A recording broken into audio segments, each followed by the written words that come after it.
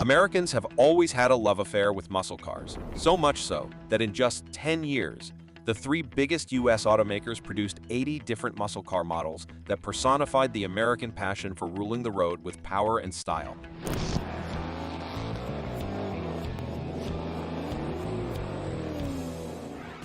Coming in at number 10, we have the 1964 Pontiac GTO. At the very beginning of the muscle car era, someone had to take a chance to appeal to the speed-minded, daredevil youth market. That was how the Pontiac GTO was born. The 1964 Pontiac GTO began production in late 1963 as an option package for the Pontiac Lemons. The 1964 GT0 was available in coupe, convertible, and hardtop body styles. The GTO boasted a 389 cubic-inch, 6.4-liter V8 rated engine that churned out a respectable 325 horsepower. The standard transmission system was a floor-shifted 3-speed manual transmission, considered by many as the father of muscle cars. The 1964 GTO opened the road for anyone willing to run a good-looking, speedy, and fun-to-drive muscle car. Moving on to number 9, which is the 1969 Ford Mach 1. Ford introduced the Mach 1 in August 1968 for the 1969 model year.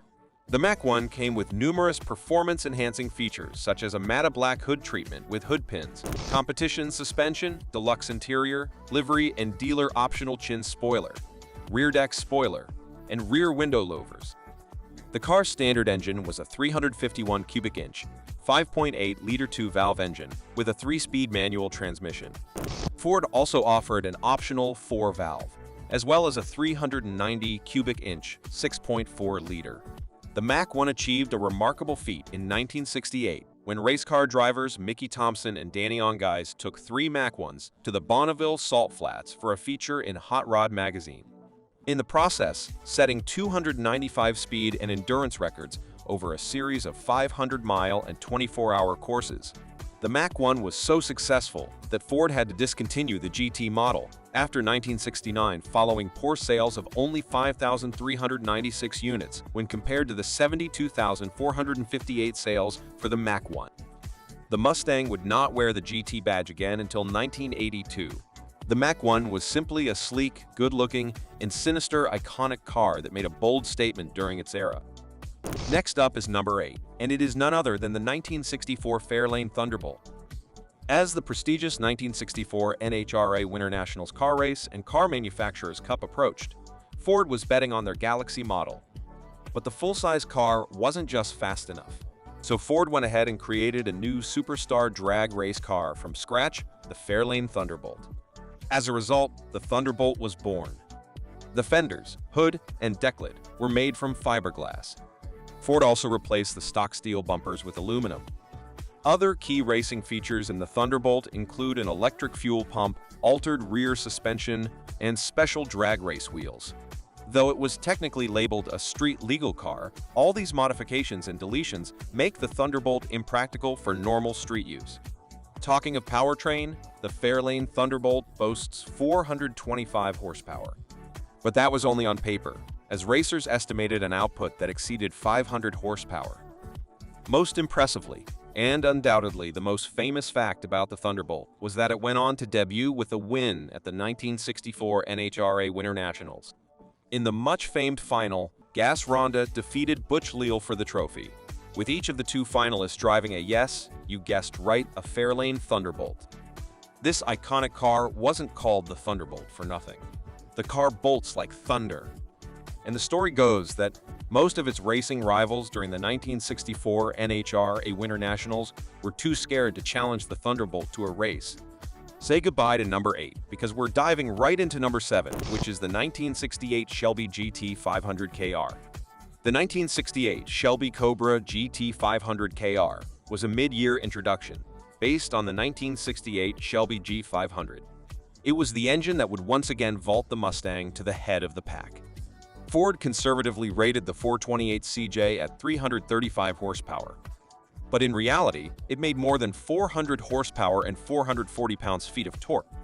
Shelby's KR offered many improvements for a customer demanding a king of the road Cobra.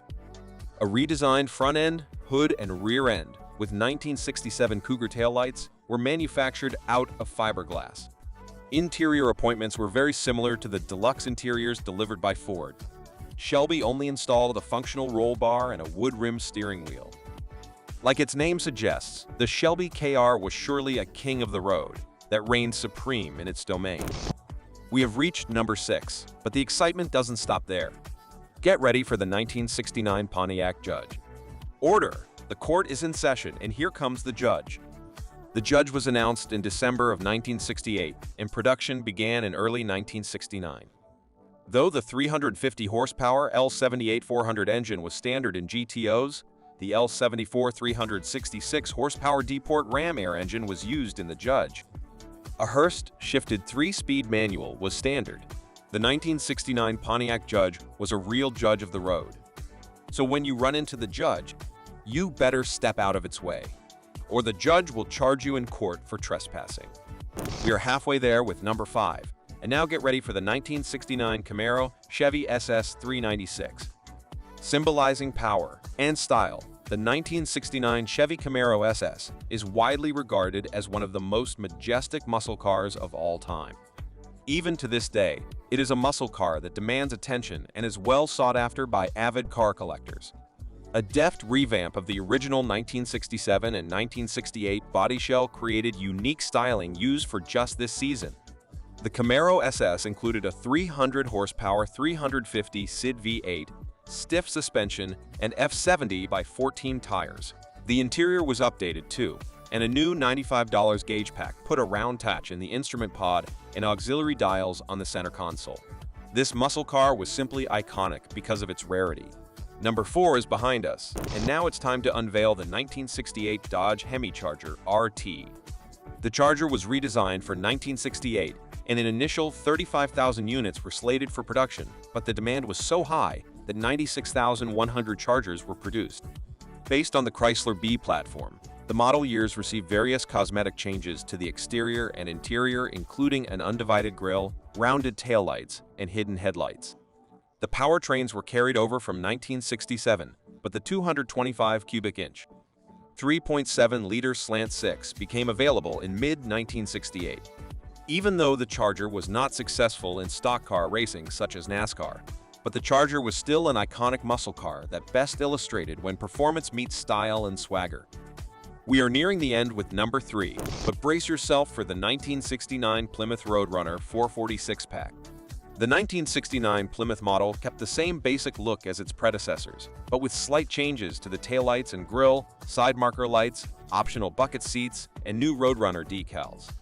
The Roadrunner added a convertible option for 1969 with 2,128 such models produced that year. All were 383 cubic inch, 6.33-liter engine cars, except for 10, which were equipped with a 426 cubic inch, 7.0-liter Hemi. Most remarkably enough, the Plymouth Roadrunner was named Motor Trend Car of the Year for 1969. Just like its name suggests, the Roadrunner ran the roads like they were its, and it's alone. Number 2 is fading away with the 1970 Chevelle SS 454.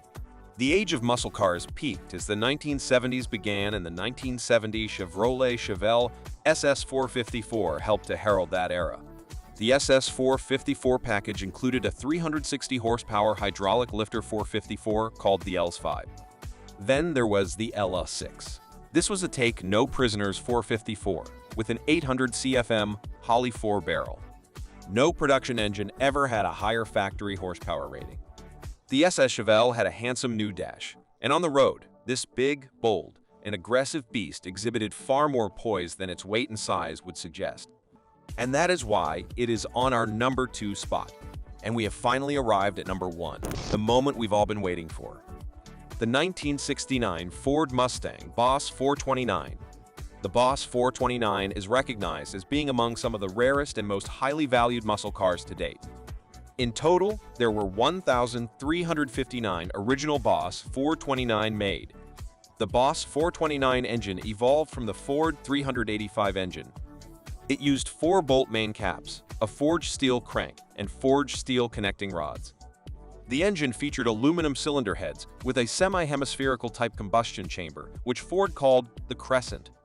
Ford conservatively estimated the Boss powertrain at just 375 horsepower, but the output was said to be over 500 horsepower. The Boss 429 engine came standard with a single Holley 4-barrel carburetor rated at 735 CFM, mounted on an aluminum intake manifold that flowed well for its time.